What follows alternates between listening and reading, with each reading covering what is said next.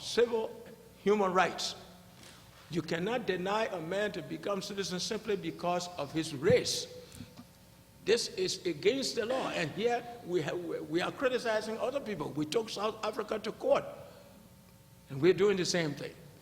So you see, it's not much different. Mr. Gbala, one last question to you. I'm just curious. You keep referring to day. You keep. Oh, sorry, I didn't know that. You said one question. Yeah. Now, this is just a follow-up question because I actually intended to ask one. But most people are saying that Doe was a good man, but the people around him didn't give him good advice. What can you say about that? Well, as an individual, I would say Doe was a good man. But the problem was, you know, we listened to different kinds of people. You know, they're what you call the kitchen cabinet. In any organization, in any political setting, you have the kitchen cabinet. Relatives and individuals who see the way you should do things to advance their cause. There are many people around Samuel Doe who will say, you listen to those people, these people have designs of their own, therefore don't listen to them. And this is one of the major problems that we've had during the PRC. Thank you for coming. Mr. Gbala,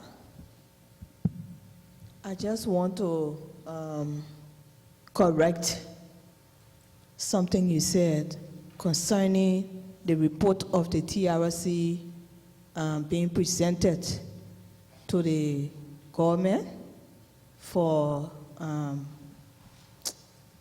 can't remember the word, for approval. Our report to the legislature will not be presented for approval, but for implementation. So I just want to make that correction. Thank you. Doesn't that imply approval? You will not implement it. You will give it to the government. That's what you're saying. Yeah, but there are mechanisms being put into place and that were put into the act to make sure that the recommendations will be implemented. Okay. Yeah. If that is the case, then I'm happy. If you have a copy of the TRC Act and you read it, you'll find it there. Thank you. I'm happy. Okay, my last question was, when my colleague, Commissioner Sila, asked you to compare the government of President Samuel Doe to, I think, William Talbot, and you made some analogy, but you kept referring to day, and day. I was just wondering if you didn't see yourself as a part of those governments that you served to the end, and if you didn't see yourself as part of his policies and part of activities and decisions that those governments engage in. I was just wondering. Oh yes, if you're talking about being a part of it, of course I have been a part of it. I've been a major part of it. But I defined what that part is responsible to perform. I'm not asking for,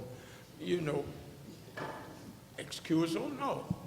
I'm not saying forgive me for this. I did what I was required to do diligently and comprehensively. And there is record to that. My life in politics in Liberia has been an open book. Yes, Mr. Witness, just for information, I hope you will read the TRC Act, because many of, like I call you now a teacher, many of what you advise, perhaps people like you and those of civil society who brought about the promulgation of that act, they called for perhaps maybe your 10 more years that the Supreme Court added. They called that this TRC should make recommendations for judicial reform. One of the institutional reform that we should make recommendation to the government is judicial reform. So probably when bad things happen to people or government or nation, as a result of that, you look for a positive way to move forward. That's what we said, confronting our dark past for a better future. So we have judicial reform, institutional judicial reform. So anything that you have, you can just give it to us. I had judicial reform. And definitely I want in saying again that the TRC is together to do the work for which they took the oath to make recommendations. And we intend to do it to the end. Thank you. Very quick, Mr. Witness. As an advisor to the PRC government and then the subsequent elected government, did you confer with the president regularly? Oh, yes. You mean the chairman? The chairman and the president? The PRC consists of two institutions. The council, which is responsible for legislative affairs, and then the chairman, who is responsible for administrative affairs, executive affairs. So you confer with him regularly. In your statement, you said your experience was a nightmare. How's that? Your experience working with the PRC was a nightmare, and that the officers of the PRC were ignorant. Mm-hmm. Are there mistakes of the PRC you can acknowledge today? You mean a document with respect to this organizational setup? The operations, the functions, the governance of the PRC. Well, yes, I think most what we did was to organize. You know, when we went home, we organized the council and the executive, and they are well informed of their responsibilities. Now, I'm not at home right now where all the documents are. Are there mistakes of the PRC and the Doe government that you can acknowledge today? That's the question. Uh-huh. Oh, yeah, there's several. I said that earlier, that there were monumental mistakes that were made. For example? I said, it was like a nightmare because these young people were not trained in the art of politics, and so the mistakes were bound to be made. For example? Yeah, for example, the issues of housing, PRC member moving into people's homes. That's what? A man like Penu beating up a minister.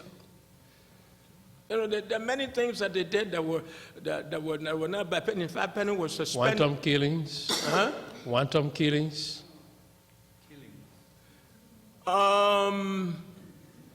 Members of the PRC killing somebody, not that I know.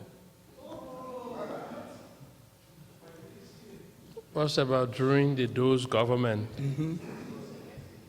After Doe was elected? Yeah. Were there wanton killings by that government also? Not that I know about. Thank you. Not very official much. killing that I know about. Okay, thank you. What? Did you qualify it? Hmm? I think you said not something killing. You qualified the killings. I didn't get you clear. Well, if you're saying if there were killing by members of the PRC, I say there may be, there may not be, but not that I know about. Actually, I spoke of the PRC government and the Doe government. But the last question I want to ask has to do with the role of EULA and other advocates for change. Their role in the coup and the government that subsequently evolved out of the coup d'etat. The EULA? Well, you know, I look at EULA as being a kind of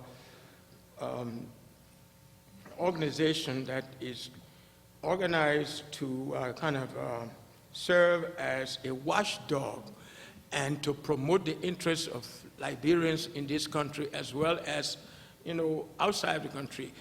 You will read, there's a document I enclosed in here that is called EULA Leaders Must Be Liberian Citizens. We trace the development of EULA, the history of EULA, while it was organized and what it should do and what it has done in that document. And so I think that EULA in this country should be an organization that will foster the interests of Liberians here. For example, we as a nation I was talking have about not. actually EULA and the 1980 government. Huh? I was talking about the role of EULA, elements of EULA and advocates for change at that time and the role they played in the 1980 government. In the United States government or in. The government in Liberia, Yeah. At this point in time. 1980. Oh, in 1980, you will see our arguments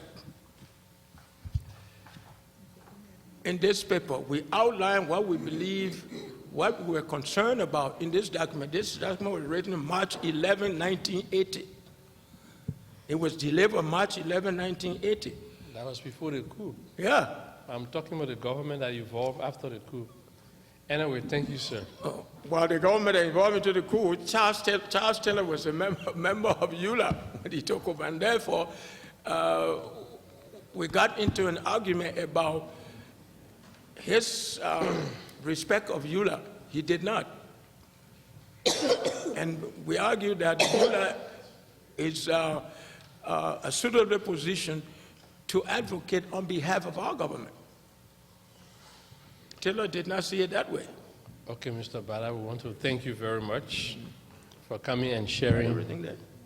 Huh? No, not That can be everything done on my afterwards. Signature. Ladies and gentlemen, we want to thank you for joining us today for yet another event of public hearings here in Minnesota. Our session today has come to a close and will resume tomorrow morning at 9 o'clock. We thank you very much for your patience and your support. Do have a pleasant evening.